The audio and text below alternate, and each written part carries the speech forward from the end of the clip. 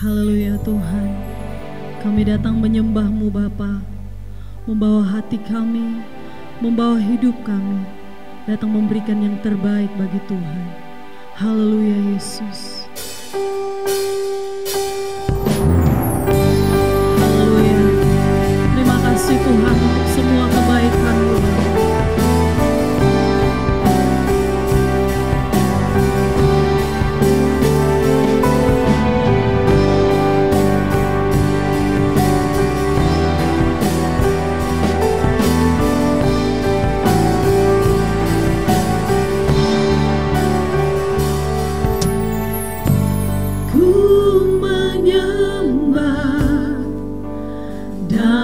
Kudus hadirat-Mu, hampiri tata kasih karunia-Mu Bapa.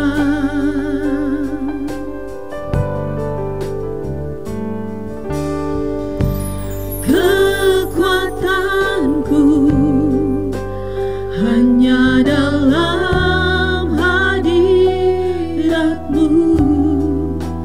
Yesusku, hanya Kaulah segalanya.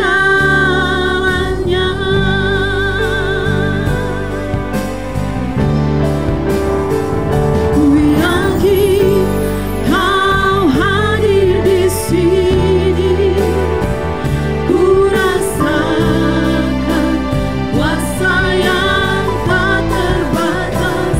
Ku yakin Kau nyata di sini,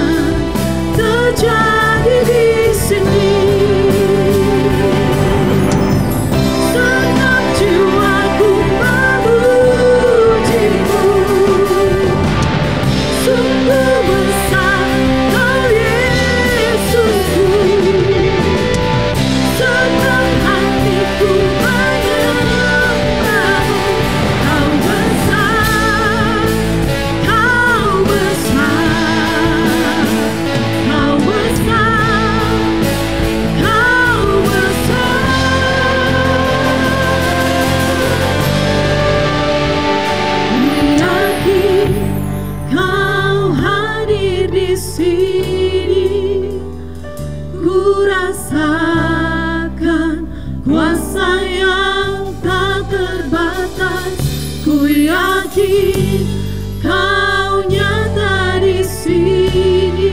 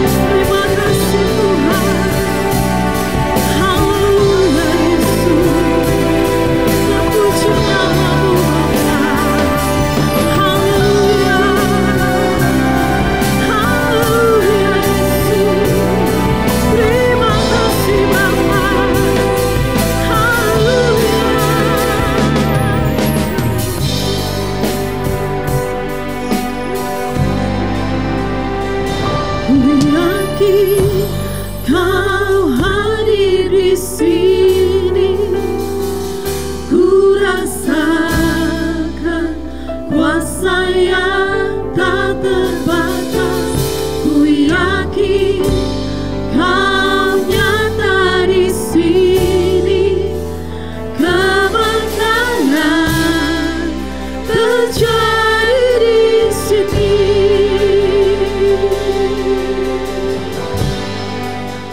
Puji Tuhan. Ada pepatah katakan, tak kenal maka tak sayang. Saya paling senang kalau disayang banyak orang, saudara. Jadi izinkan saya memperkenalkan diri. Nama saya Michael Lita. Saya bersama dengan orang tua saya, dengan papa saya datang ke tempat ini. Kami berdua mengajar di sekolah Alkitab di Toraja. Jadi beberapa hari lalu kami ada di Toraja, dan sebelum pulang ke Bandung kami ada di tempat ini untuk juga melayani beribadah bersama dengan saudara semua. Salam dari istri dan anak-anak saya. Saya punya seorang istri dengan 3 orang anak. Ya, tadi pagi sebelum ke tempat ini saya sempat telepon dan saya bilang nanti satu saat kamu mesti datang ke sini juga.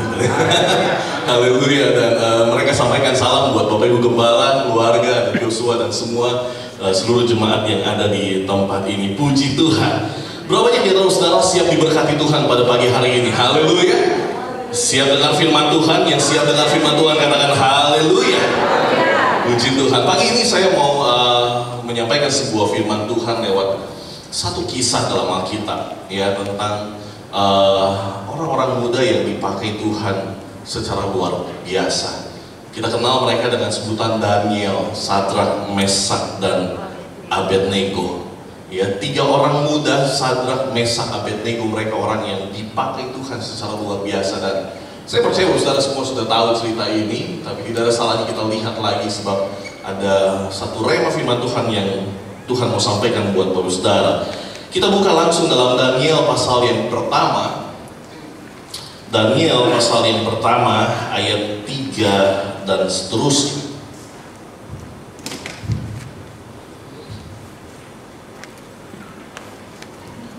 Daniel pasal yang pertama ayat 3.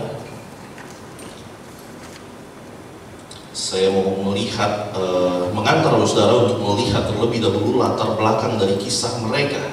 Daniel pasal yang pertama ayat yang ketiga, saya lihat sudah ditampilkan juga di depan. Saya akan bacakan buat saudara, silakan menyimak apa yang firman Tuhan sampaikan.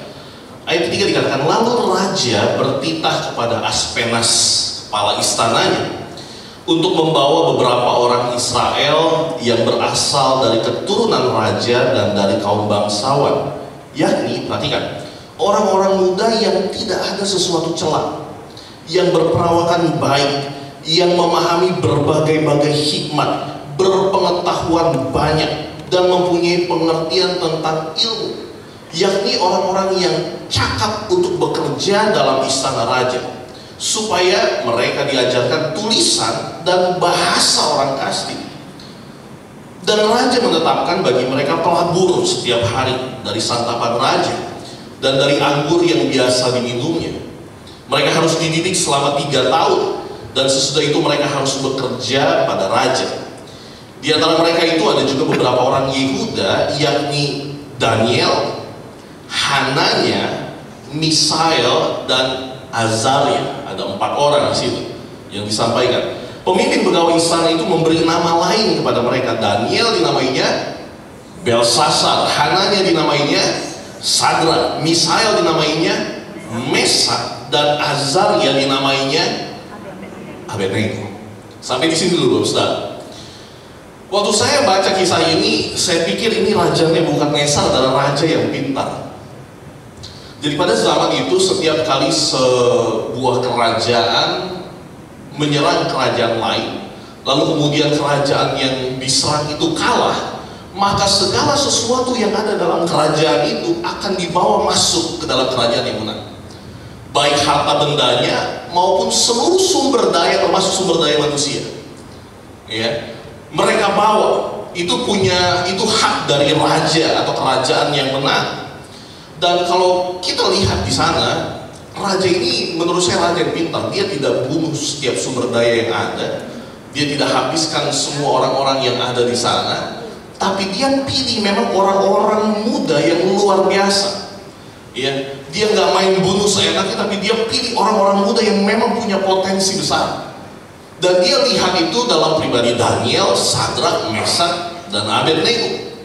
Ya, beberapa penafsir Alkitab katakan bahwa usia mereka saat itu kurang lebih sekitar 12 sampai 14 tahun. Mereka punya potensi dan mereka dibawa oleh Raja Nebukadnezar. Alkitab katakan ayat 4 katakan bahwa mereka adalah orang-orang muda yang tidak ada sesuatu celah, berperawakan baik, memahami berbagai hikmat, berpengetahuan banyak, mempunyai pengertian tentang ilmu, dan lain seterusnya. Jadi setelah orang-orang muda ini dipilih, mereka kumpulkan orang-orang muda ini, lalu mereka dilatih oleh raja, diajarkan tentang budaya bangsa saat itu, budaya Babel, cara makannya Babel, cara bahasanya Babel, cara bertindaknya orang Babel, cara berpikirnya orang Babel, diajarkan semua. Alkitab katakan tadi mereka diajarkan tulisan dan bahasa orang asli. Mereka dididik selama 3 tahun, makan makanan Babel, makan makanan minuman pun diatur supaya mereka berlaku seperti orang Babel. Tanda kutip, seperti dicuci otak. Mereka harus bersikap dan berperilaku seperti orang Babel. Kalau perlu, mereka sampai lupa, kalau perlu sampai mereka lupakan bangsanya sendiri, lupakan budayanya sendiri, lupakan bahasanya sendiri. Mereka hanya dibuat supaya mereka hanya loyal kepada Raja Babel, Raja Nebukadnezar saat itu. Sampai nama pun mereka rubah. Nama itu identitas. Sampai nama pun mereka rubah. Hananya, Misael, Azaria dirubah menjadi Sadrak, Mesak, Abednego. Nama Babel. Dulu yang namanya nama itu punya arti, Bapak Ibu Saudara. Saya punya anak namanya Olive, anak yang pertama. Ada artinya. Ya, sama halnya. Hananya, Misael, Azaria, kita gak perlu panjang ke sana, tapi mereka punya arti nama. Arti nama dari bangsa Yehuda. Tapi begitu mereka dibuang di Babel, mereka diajarkan tentang budaya Babel, sampai nama pun diganti. Nama Sadrak, Mesak, Abednego. Jadi sampai nama pun dirubah. Tujuannya apa? Sekali lagi, kalau perlu, nggak perlu lagi ingat masa lalu kamu, budaya kamu dan kehidupan kamu yang lama. Kalau perlu kamu nggak usah ingat lagi siapa kamu waktu dulu. Saya ingat dulu ada teman saya masih kecil, dia bawa anaknya masih kecil pindah ke Amerika.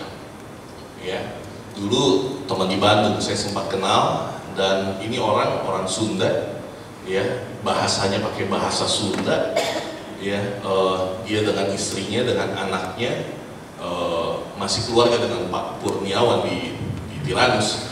Dan kami sempat ngobrol, kami sempat bicara, dan saya kenal baik dengan orang ini. Begitu saya ke Amerika, saya kaget karena memang mereka pindah ke Amerika. Mereka diterima kerja, dan akhirnya singkat cerita saya harus pulang ke Indonesia. Sekitar berapa tahun, 6-7 tahun kemudian saya dipanggil melayani lagi di Amerika. Saya ke Amerika lagi. Begitu 7 tahun saya ke Amerika, saya kembali ke Amerika, saya lihat anak-anak mereka yang tadinya pecel lele sekarang makannya burger, yang tadinya senang makan sambal sekarang makannya mayonis. Wah, perubahan terjadi. Bahasa Indonesia pun, karena mereka masih kecil waktu datang ke Amerika, sampai bahasa Indonesia pun mereka lupa. Bahasa Sunda apalagi sudah, mereka sudah lupakan itu. Karena apa? Mereka tinggal di budaya Amerika. Mereka sudah lupa. Saya pikir mungkin tujuan dari Raja Nebukadnezar seperti itu. Kalau perlu kamu lupakanlah masa lalu kamu, budaya kamu, siapa kamu waktu lalu. Lalu mereka diajarkan tentang budaya saat itu, termasuk perhatikan ini, termasuk siapa yang mereka sembah. Kalau zaman dulu kamu menyembah Allah Yahweh, Allah Yehuda. Sekarang ini Babel, bukan di Yehuda, bukan di Israel. Ini Babel. Kamu harus menyembah raja. Coba kita perhatikan Daniel pasal yang ketiga. Kalau tadi Daniel pasal pertama, saya mau kita lompat Daniel pasal yang ketiga. Daniel pasal yang ketiga, ayat yang pertama mulai.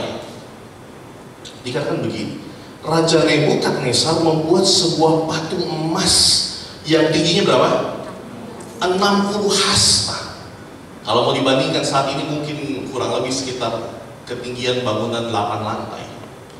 Tinggi bangunan, patung yang tinggi.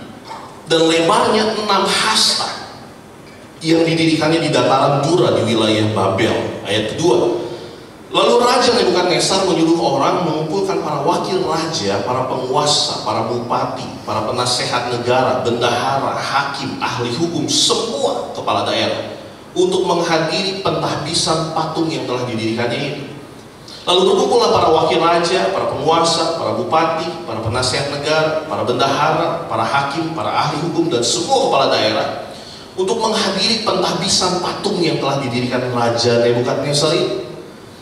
Dan berserulah seorang bentara dengan suara nyaring, beginilah dititahkan kepadamu, hai orang-orang dari segala bangsa, suku bangsa, dan bahasa, demi kamu mendengar bunyi sangkakala, seruli, kecapi, rebab, gambus, serdam, dan berbagai-bagai jenis bunyi-bunyian, maka perhatikan, haruslah kamu sujud menyembah patung yang telah didirikan Raja Nebukadnezar ini. Siapa yang tidak sujud menyembah, nah ini dia. Siapa yang tidak sujud menyembah akan apa? Dicampakkan seketika itu juga ke dalam perapian yang menyala-nyala. Saya pikir ini perapian yang menyala-nyala, jangankan masuk ke dalamnya, di luarnya saja orang sudah mati kepanasan, saudara. Karena memang panas sekali. Ya. Dan ini adalah resiko kalau mereka tetap tidak mau menyembah patung Raja Nebukadnezar. Tapi kita tahu sama-sama ceritanya bahwa hari itu, saat itu, Sadrak, Mesak, dan Abednego tetap mempertahankan iman mereka. Walaupun resikonya itu, walaupun masalah di depan mata, persoalan di depan mata, resiko di depan mata, tapi dia tetap setia kepada Tuhan. Dia tetap menyembah Allah Yahweh. Haleluya. Kita tahu sama-sama ceritanya. Mereka tetap berdiri dan mereka tidak mau menyembah.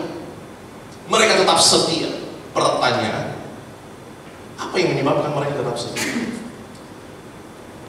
Sebab ada banyak orang, saya nggak tahu kalau di tempat ini, tapi di tempat kami di Bandung, di Cimahi, ada banyak orang yang begitu dihadapkan kepada resiko yang besar, kepada masalah besar, dia bisa tinggalkan iman. Beberapa tempat di Pulau Jawa, demi bantuan sosial, demi bantuan bahan pokok dan lain sebagainya, mereka rela sampai korbankan iman. Ada di beberapa tempat mereka rela untuk berubah di KTP mereka. Di beberapa tempat mereka rela tinggalkan iman mereka demi mendapatkan sesuatu karena risiko di depan mata. Ada masalah di depan mata. Saya tidak tahu, tapi saya berdoa tidak ada terjadi di tempat ini. Tapi pertanyaannya, bagaimana kalau risiko di depan mata? Bagaimana kalau ada masalah di depan mata? Masih bisa kita pertahankan iman kita sampai akhir? Bagaimana Sadrak dan Mesak dan Abednego? Mereka tetap pertahankan iman mereka. Mereka tidak takut terhadap dapur api yang menyala di hadapan mereka. Ini yang kita mau lihat hari ini. Apa yang menjadi landasan kesetiaan mereka? Saya mau kita sama-sama belajar dari sini. Mari kita lihat ayat 16. Saya mau ajak kita buka ini dan kita lihat inilah yang menjadi landasan kesetiaan mereka kepada Tuhan. Daniel pasal 3 ayat 16 sampai 18, firman Tuhan katakan seperti ini. Lalu Sadrak, Mesak, dan Abednego menjawab Raja Nebukadnezar. Dikatakan apa? Tidak ada gunanya kami memberi jawab kepada tuanku dalam hal ini. Perhatikan ayat 17 dan 18, ini menjadi pokok inti dari khotbah saya hari ini. Dikatakan begini, jika Allah kami yang kami puja sanggup melepaskan kami, maka Ia akan melepaskan kami dari perapian yang menyala-nyala itu dan dari dalam tanganmu, ya Raja. Tetapi seandainya tidak, hendaklah tuanku mengetahui, ya Raja, bahwa kami tidak akan memuja dewa tuanku, dan tidak akan menyembah patung emas yang Tuanku dirikan itu. 3 hal yang kita mau lihat hari ini. Apa yang menjadi landasan kesetiaan dari Sadrak, Mesak, dan Abednego? Apa yang menjadi alasan kenapa mereka tetap tidak mau menyembah patung raja? Apa yang menjadi landasan kesetiaan mereka sehingga mereka tidak takut terhadap dapur api di hadapan mereka? 3 hal kita lihat. Yang pertama, kenapa dia tetap setia? Apa yang menjadi landasan kesetiaan mereka? Yang pertama, karena Sadrak, Mesak, dan Abednego, mereka percaya akan kesanggupan Tuhan. Sama-sama katakan percaya atas kesanggupan Tuhan. Di ayat 17 dikatakan begini, sekali lagi saya baca. Jika Allah kami yang kami puja sanggup melepaskan kami. Jika Allah kami yang kami puja sanggup melepaskan kami. Dalam Alkitab terjemahan bahasa Inggris, saya akan bacakan. Dalam NIV dikatakan begini, if we are thrown into the blazing furnace, kalau kami harus dilemparkan ke dalam dapur api ini, the God we serve is able. Allah yang kami sembah sanggup melepaskan kami. The God we serve is able to deliver us from it. Seandainya kami harus dilemparkan ke dalam dapur api, maka Allah yang kami sembah adalah Allah yang sanggup menolong kami. Berapa banyak yang saudara percaya bahwa Allah kita adalah Allah yang sanggup? Amin. God is able. Allah adalah Allah yang sanggup. Saya teringat Paulus pernah katakan begini, sebab bagi Dialah yang dapat melakukan jauh lebih banyak dari apa yang kita doakan atau apa yang kita pikirkan, seperti yang ternyata dari kuasa yang bekerja di dalam kita. Efesus 3 ayat 20, saudara nanti bisa buka. Allah dapat melakukan jauh lebih banyak dari apa yang kita doakan dan pikirkan. Saya senang ayat ini dalam terjemahan The Message Bible dikatakan begini. Ayat ini Efesus 3 ayat 20, kalau bisa ditampilkan. Efesus 3:20 dikatakan begini dalam terjemahan The Message. God can do anything. God can do anything. Allah dapat melakukan segala perkara. God can do anything. You know, for more than you could ever imagine or guess or request. Allah sanggup melakukan segala sesuatu. Ayub pernah katakan hal yang sama. Ayub 42, jawab Ayub kepada Tuhan, aku tahu bahwa Engkau sanggup melakukan segala sesuatu. Sama-sama katakan segala sesuatu. Allah sanggup melakukan segala sesuatu. Dan ayat 42, ayat yang kedua katakan, dan tidak ada rencanamu yang gagal. Sama-sama katakan Allah sanggup. Sebab bagi Tuhan tidak ada yang mustahil. Amin. Bagi Tuhan tidak ada yang mustahil. Apa yang mungkin bagi kita mustahil tidak mungkin, tapi bagi Allah tidak ada yang mustahil. Saya ingat dulu ada satu lagu kata begini, Allah kuasa melakukan apa? Segala perkara, Allahku maha kuasa. Allahku maha kuasa. Dia sanggup melakukan apa? Segala perkara. Kalau katakan segala perkara, kira-kira penyakit termasuk gak? Termasuk gak? Termasuk. Di tempat kami ada satu orang, dia sakit. Beberapa waktu lalu sempat kecelakaan. Mungkin Joshua tahu orangnya, namanya Ferry Manalu. Masih ingat? Kecelakaan saudara, hancur, habis. Itu mobil betul-betul udah kayak kerupuk saudara. Sudah habis. Memang orang bilang udah pasti mati karena betul-betul udah gak ada bentuknya lagi. Di jalan tol tabrakan dengan truk, ya habis betul. Tapi Allah sanggup melakukan segala perkara. Dia protek saudara. Ya, segala perkara dia sanggup sembuhkan. Ada satu sepupu saya di Belanda, namanya Inge. Dia sepupu dari dari mama saya. Dia tinggal di Belanda dan dokter sudah vonis dia punya sakit paru-paru. Ya, gara-gara merokok terlalu berat. Kiri kanan dicek sudah hitam. Dokter katakan waktunya tinggal 3 bulan lagi. Kami sama-sama berdoa dan berseru sama Tuhan. Kami puasa. 1 bulan kemudian dicek. Paru-paru sebelah kiri bersih total, saudara. Bersih total. Kami berdoa lagi. 2 bulan berikutnya paru-paru kanan bersih total juga. Haleluya. Sebab bagi Tuhan tidak ada yang mustahil. Kalau dikatakan Allah sanggup melakukan segala perkara, kira-kira yang gak punya anak bisa gak Tuhan kasih anak? Oh, gak ada yang mustahil bagi Tuhan.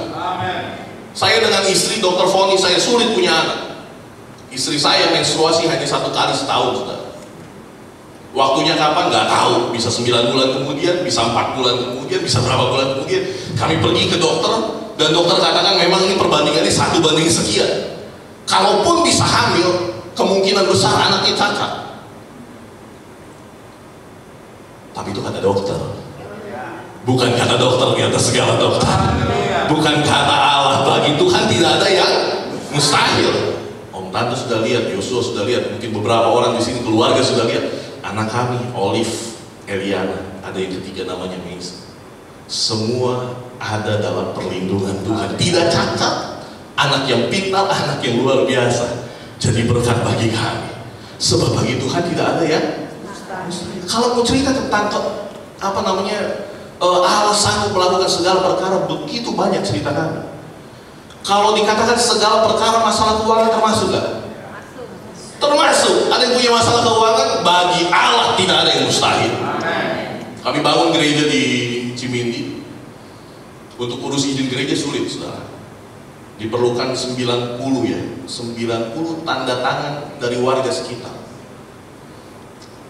Dan di Pulau Jawa ada sulit, saya nggak tahu bagaimana, tapi di sana sulit untuk izin gereja. Kami berdoa, sebab bagi Allah tidak ada yang mustahil. Allah sanggup melakukan segala perkara. Kami berdoa, Tuhan tolong izin gereja ini. Ya. Sampai akhirnya satu saat, singkat cerita, ada satu Pak RT, kalau nggak salah Pak RT datang ke tempat kami dan Pak Pendeta nggak usah khawatir, biar saya yang datangin warga satu persatu, saya mintain tanda tangan mereka. Haleluya. Kasih tepuk tangan dulu buat Tuhan. Jadi dia pergi satu-satu dari rumah ke rumah minta tanda tangan warga, saudara. Pak RT dia yang pergi minta tanda tangan satu-satu. 90 tanda tangan terkumpul, dia kasih, nih Pak Pendeta, tinggal dibawa ke Pemkot. Wah, luar biasa. Kami bawa ke Pemkot. Sampai di Pemkot, puji Tuhan, Pemkot katakan begini, tidak bisa kami terima. Bingung, waduh, nggak bisa kami terima. Kenapa? Sebab tanda tangan ini kita nggak tahu siapa yang tanda tangan. Harus disertai dengan fotokopi KTP masing-masing. Dari mana kita tahu ini warga sekitar? Dalam hati, bagi Tuhan tidak ada yang mustahil. Kami kembali, Pak RT datang lagi. Bagaimana kemarin? Di Pemkot sudah di approve, sudah disetujui. Ditolak. Kami diminta untuk fotokopi, KTP. 90 tanda tangan ini harus disertai fotokopi KTP. Pak RT bilang gini, nggak usah khawatir Pak Pendeta, biar saya yang mintain fotokopi KTP ini semua warga.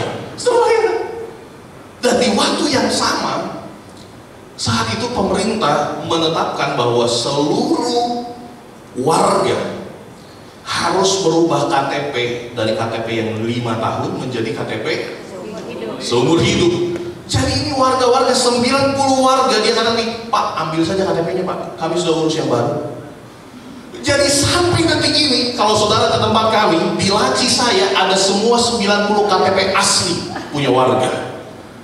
Akhirnya kami bawa ke Pemkot nggak bisa bilang apa-apa. Bukan KTP palsu, bukan KTP fotokopi, KTP asli. Silakan ambil, kami setuju. Saudara bisa bayangkan, Allah bisa mengubah hati raja-raja. Allah bisa mengubah hati seseorang. Saudara mungkin nggak bisa mengubah hati istri, suami, siapapun itu, tapi Roh Kudus mampu. Sebab bagi Allah tidak ada yang mustahil. Kasih tepuk tangan dulu. Saya nggak tahu saudara sedang alami apa hari ini. Mungkin ada yang sedang dalam keadaan sakit. Mungkin ada yang sedang dalam keadaan ekonomi yang sulit. Mungkin ada yang saudara yang sedang menghadapi masalah atau persoalan yang rasanya bagi manusia tak mungkin. Pakai ini, berlutut dan berseru sama Tuhan. Kalau saudara nggak bisa sampaikan, orang-orang di sekitar sampaikan sama Tuhan. Dia Allah yang mendengar dan memperhatikan diri. Sebab Allah sanggup melakukan segala perkara. Dikatakan di sini apa? Sadrak, Mesak dan Abednego katakan, jika Allah yang kami puja sanggup melepaskan kami, dia Allah yang sanggup. Ini yang menjadi dasar Sadrak, Mesak dan Abednego tetap berdiri, tidak mau menyembah patung raja. Kenapa? Karena dia percaya bahwa Allah yang mereka sembah adalah Allah yang sanggup. Yang kedua, dikatakan begini, jika Allah yang kami puja sanggup melepaskan kami, maka, nah ini, maka Ia akan melepaskan kami. Kalau jika Allah kami sanggup, maka Ia akan melepaskan kami dari perapian yang menyala-nyala ini. Dalam bahasa Inggris dikatakan, if you are thrown into the blazing furnace, the God we serve is able to deliver us from it, and He will. Dan Dia akan melepaskan kami. Jadi Sadrak, Mesak dan Abednego bukan hanya percaya akan kesanggupan Tuhan, tapi mereka percaya akan kesediaan Tuhan. Amen. Mereka percaya bahwa Allah bersedia untuk menolong mereka. Allah bersedia untuk melepaskan mereka. Allah bersedia untuk melakukan mujizat bagi mereka. Nah, ini yang jadi masalah, saudara. Ada banyak orang Kristen, mereka percaya bahwa Tuhan sanggup, tapi begitu mereka pikir, mereka bawa bawa dirinya, waduh, apa betul Tuhan mau sembuhkan saya?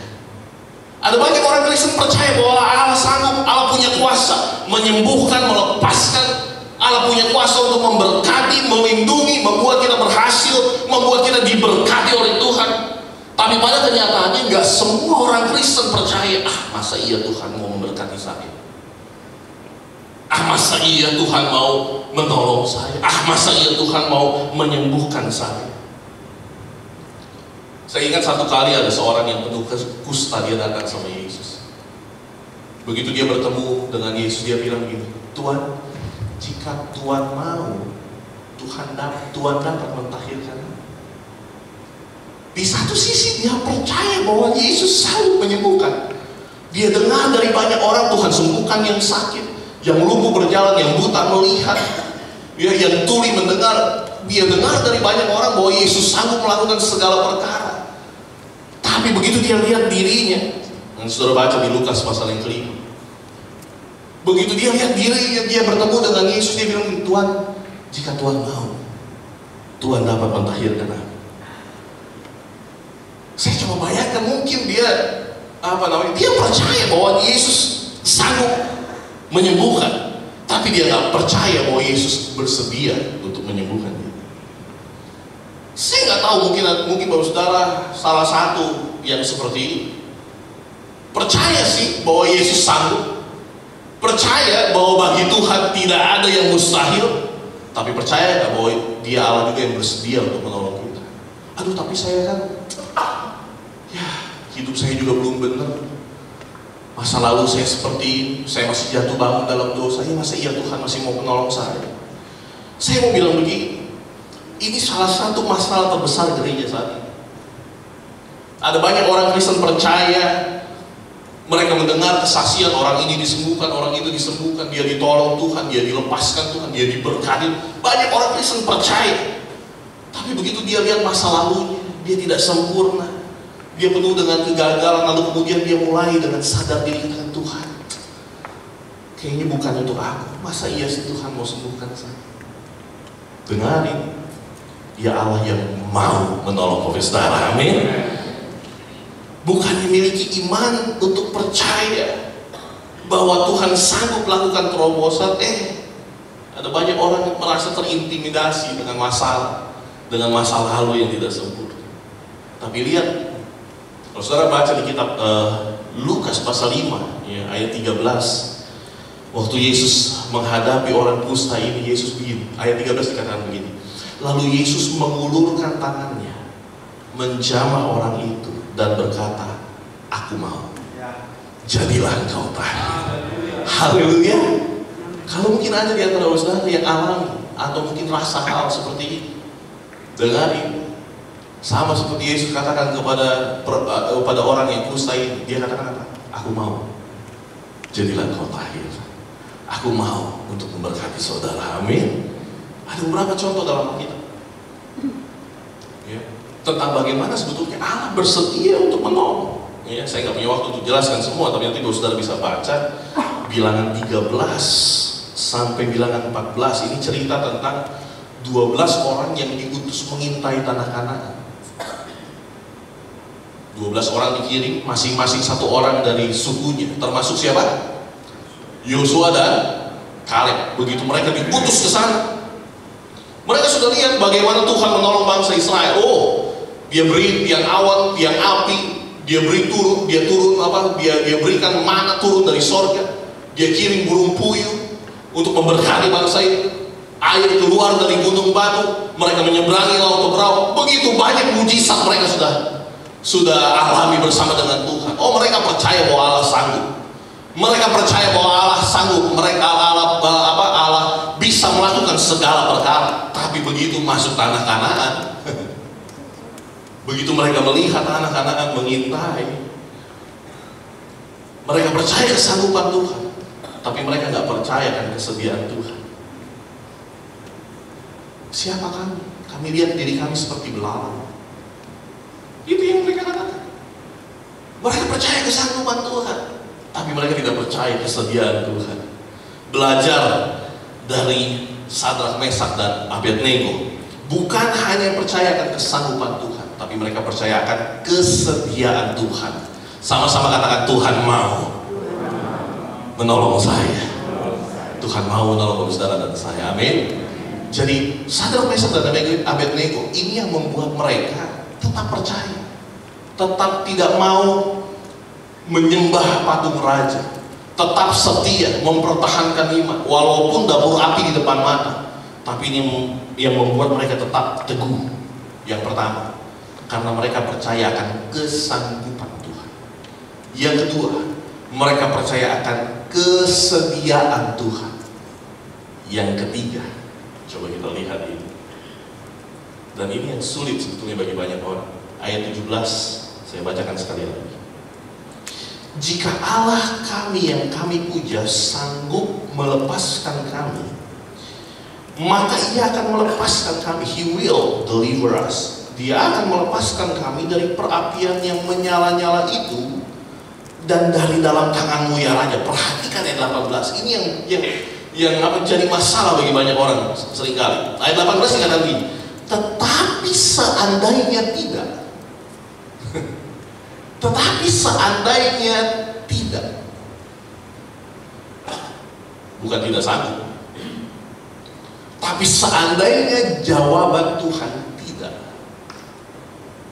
hendaklah Tuanku mengetahui ya Raja, bahwa kami tidak akan memuja dewa Tuanku dan tidak akan menyembah patung emas yang Tuanku dirikan itu. Jika kami percaya bahwa Allah yang kami sembah sanggup melepaskan kami, Ia akan melepaskan kami dari perapian yang menyala-nyala. Tetapi seandainya tidak. Ini bukan ucapan pesimis dari Sadrak, Mesak, dan Abednego. Ini bukan perkataan atau kalimat yang pesimis bahwa Tuhan tidak sanggup. No, mereka percaya bahwa Allah sanggup. Tetapi seandainya tidak, artinya jika jawaban Tuhan tidak, bukan tidak sanggup. Tapi kalau jawaban Tuhan tidak, ini dia. Mereka percaya Allah sanggup, Allah kuasa melakukan segala perkara. Mereka percayakan kesanggupan Tuhan, mereka percayakan kesediaan Tuhan. Tapi yang ketiga, mereka juga percaya akan kedaulatan Tuhan. Sama-sama katakan kedaulatan Tuhan. Mereka tidak mau paksakan kehendak mereka. Tetapi seandainya tidak, bukan berarti Allah tidak sanggup. Tetapi seandainya jawaban Tuhan tidak, nah ini dia. Mereka nggak mau paksakan kehendak mereka. Tapi seandainya jawaban Tuhan tidak. Dan kalau kita lihat waktu mereka pada akhirnya mereka dimasukkan ke dalam dapur api, ini bukti bahwa Tuhan berkuasa. Oh iya, Tuhan berkuasa, Tuhan sanggup melepaskan dia. Tapi seandainya mereka masuk dapur api, apa itu berarti Tuhan tidak berkuasa? Dia tetap Allah yang berkuasa. Walaupun mereka harus masuk melangkah, masuk dalam dapur api, dia Tuhan tetap Allah yang berkuasa. Tapi dia Allah yang berdaulat penuh atas hidup kita. Ada banyak orang Kristen yang punya konsep bahwa kemenangan itu berarti bahwa Tuhan selalu menjawab iya atas doa kita. Seringkali ini yang menjadi masalah. Ada banyak orang berpikir bahwa jadi orang Kristen itu asal kita pakai iman maka Tuhan pasti jawab iya atas setiap doa kita.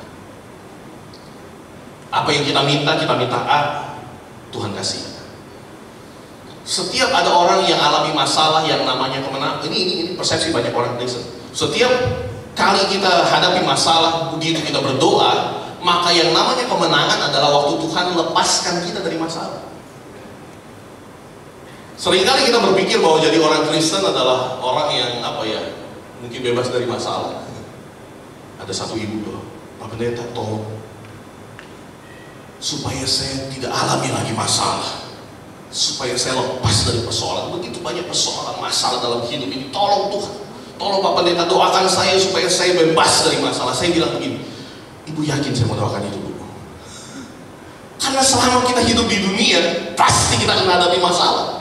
Kalau ibu minta untuk saya doakan tidak hadapi masalah, saya katakan begini, ibu yakin saya mau doakan itu? Ada yang mau bebas dari masalah? Kalau ada mungkin boleh maju ke depan, kita siap tumpang tangan. Sebab begini, selama kita hidup pasti kita hadapi masalah. Hadapi persoalan. Jadi orang Kristen bukan berarti itu tiket kita bebas dari masalah, tidak. Jadi orang Kristen hadapi masalah, hadapi persoalan, cuma bedanya bersama dengan Tuhan kita sanggup menanggung segala perkara. Sebab Allah sanggup. Dan Allah bersedia. Tapi balik lagi, semua ada dalam kedaulatan Tuhan. Tapi kan sering terjadi justru, sering kali kita kecewa sama Tuhan. Tuhan, saya minta A, Tuhan kasih B. Saya minta anak perempuan, Tuhan kasih anak laki-laki. Ada yang seperti itu. Saya minta diberkati Tuhan, punya banyak uang, punya untung besar, kok Tuhan kasihnya untung kecil. Begitu saya nggak minta untung kecil, Tuhan kasih untung besar. Seringkali kita minta A, Tuhan kasih B. Seringkali kita minta, kita berdoa, Tuhan tolong sembuhkan, mati saudara. Betul. Tapi seringkali ada orang yang, udah kita serahkan saja sama Tuhan. Kasihan kalau dia terus menderita sekian lama. Kita serahkan saja sama Tuhan. Tuhan kasih umur panjang saudara. Ada yang seperti itu kan? Seringkali kita minta A, tapi Tuhan kasih B. Apapun yang sering, saya nggak tahu, saudara sering alami seperti itu. Saya sering loh saudara. Saya minta apa yang Tuhan kasih apa. Dan ini yang membuat banyak orang akhirnya kecewa sama Tuhan. Tuhan, saya kan udah melayani Tuhan. Saya sudah main musik, saya sudah jadi worship leader, saya sudah jadi singers. Kenapa Tuhan kok nggak jawab doa saya seperti apa yang saya inginkan? Loh, percaya kesanggupan Tuhan, percaya kesetiaan Tuhan, tapi dia nggak percaya akan kedaulatan Tuhan. Dia paksakan, pokoknya apa yang saya minta harus Tuhan kasih. Kan saya sudah pakai iman. Ini dia. Ada banyak orang terjebak di sini. Kamu asal punya iman, minta apapun pasti Tuhan jawab iya. Oh, imannya nggak salah. Minta sama Tuhan nggak salah. Bahkan firman Tuhan katakan apa? Jangan kamu khawatir akan apapun juga. Mintalah maka akan. Atau buka Filipi 4 ayat 6. Boleh kita buka ini. Filipi 4 ayat 6.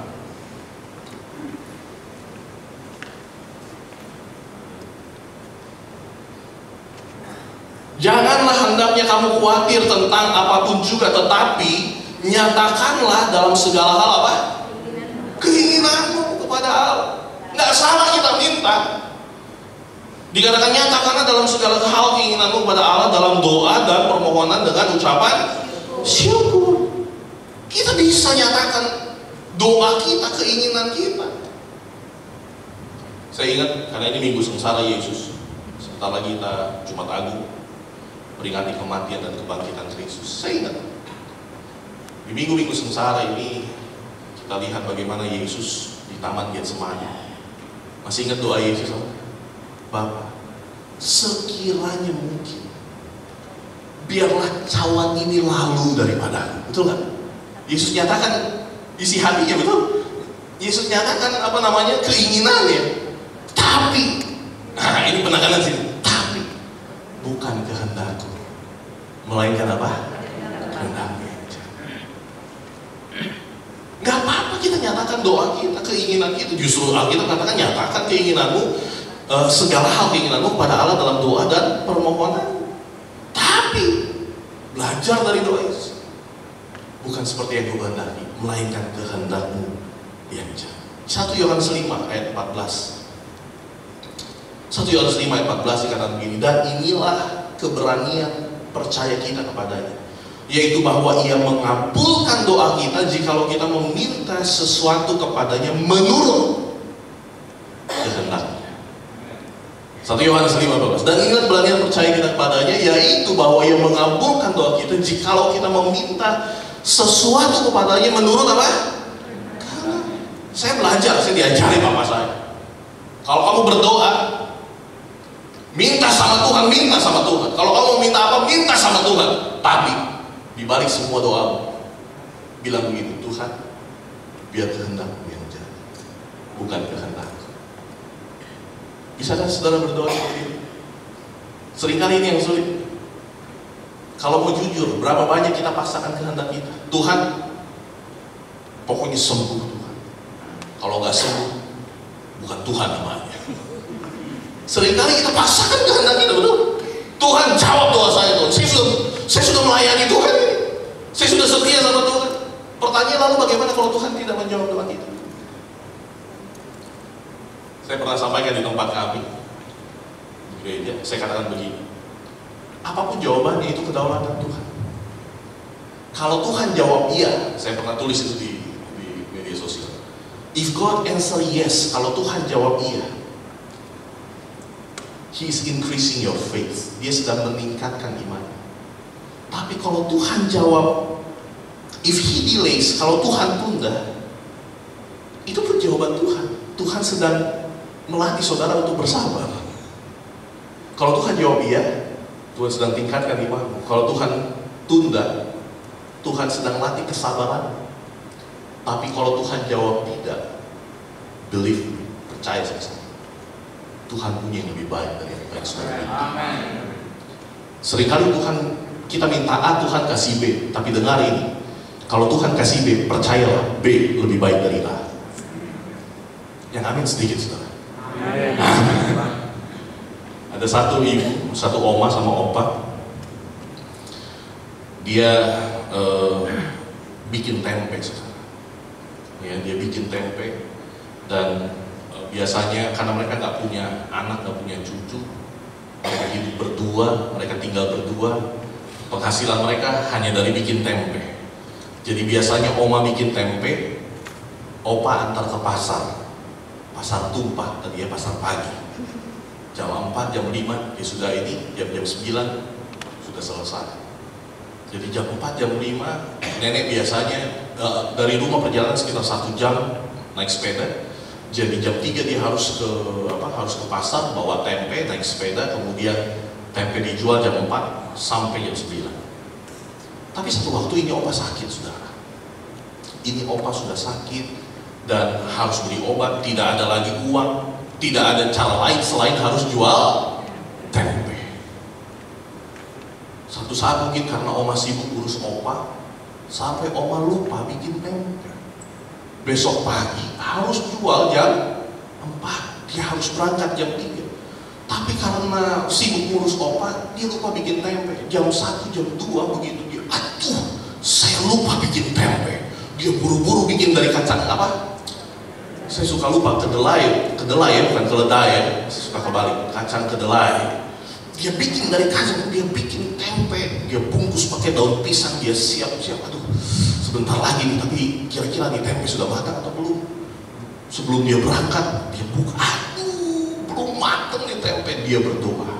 Dia ingat ada lagu, Allah kuasa melakukan segala perkara. Oh, dia berdoa, dia tumpah dalam nama Tuhan Yesus.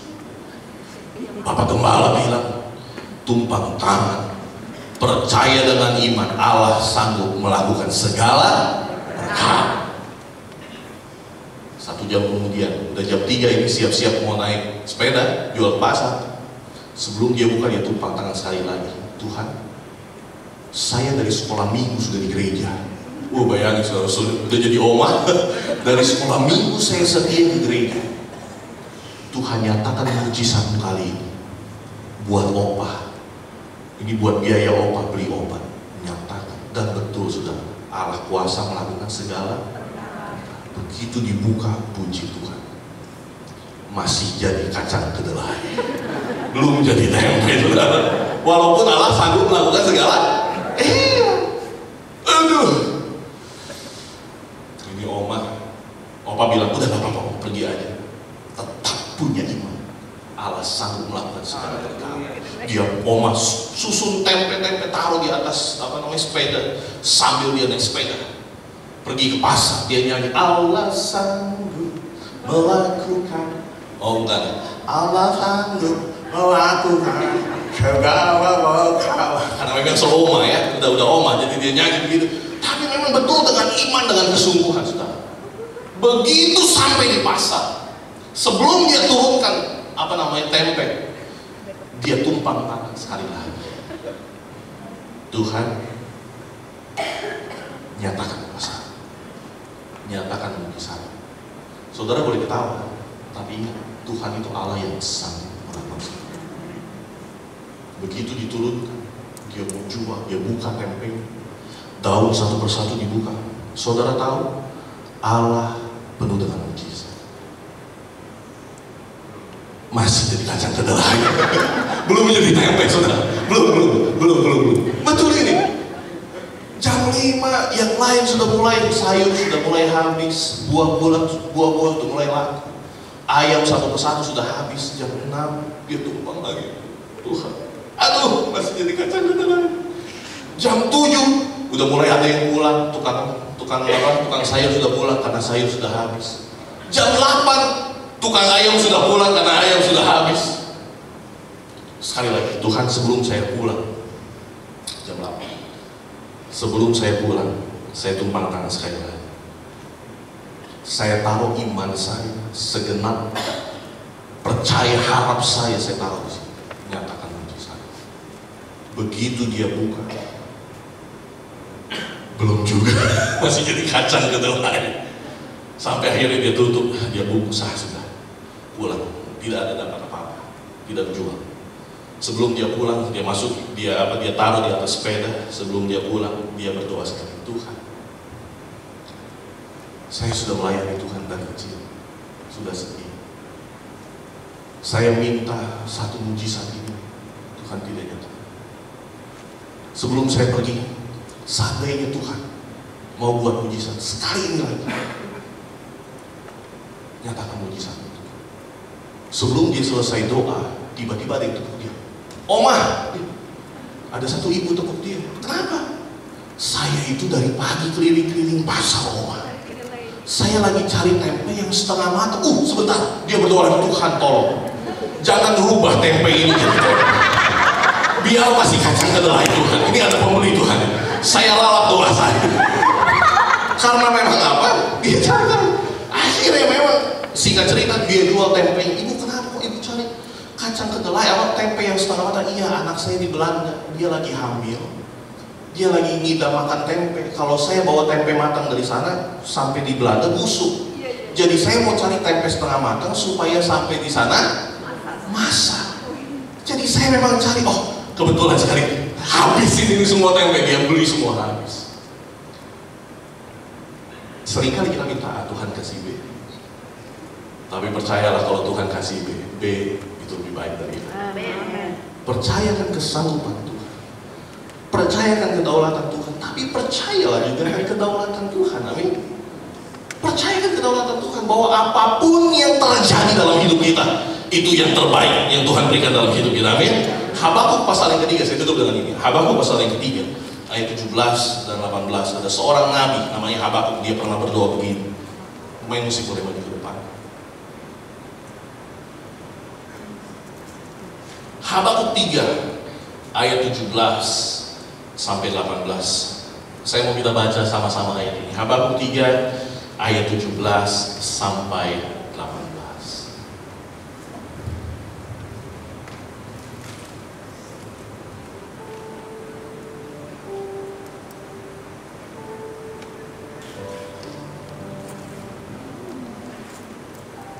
Sudah? Habakuk pasal yang ketiga ayat 17 sampai 18. Kalau gitu saya bacakan, dikatakan begini. Sekalipun pohon ara tidak berbunga, sekalipun pohon anggur tidak berbuah, sekalipun hasil pohon zaitun mengecewakan, sekalipun ladang-ladang tidak menghasilkan bahan makan, sekalipun kambing domba terhalau dari kurungan, dan tidak ada lembu sapi dalam kandang. Perhatikan, namun aku akan bersorak-sorak di dalam Tuhan, beria-ria di dalam Allah yang menyelamatkan aku. Atau dengan kata lain begini, apapun keadaannya, apapun jawaban Tuhan, apapun yang Tuhan sediakan,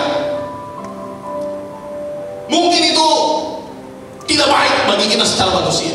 Mungkin jawaban Tuhan rasanya mengecewakan bagi kita manusia.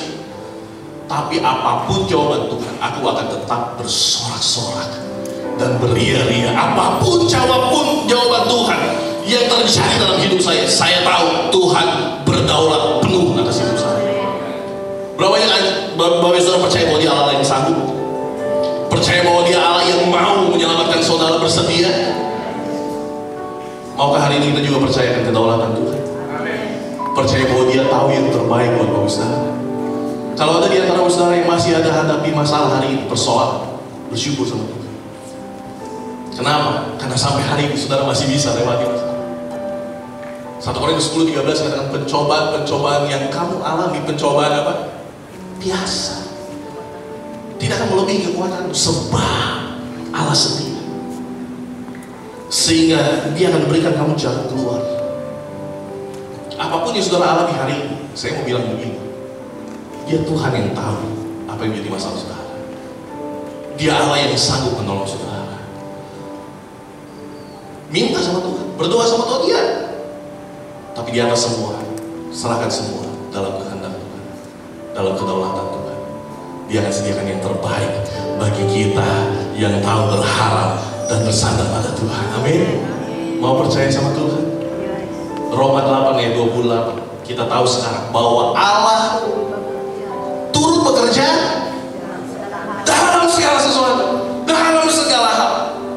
Bisa hal yang baik, bisa hal yang buruk, tapi tetap Allah turut bekerja di dalamnya untuk mendatangkan kebaikan. Percaya apapun yang terjadi, Allah turut bekerja dalam segala perkara untuk mendatangkan kebaikan bagi saudara dan saya. Amin.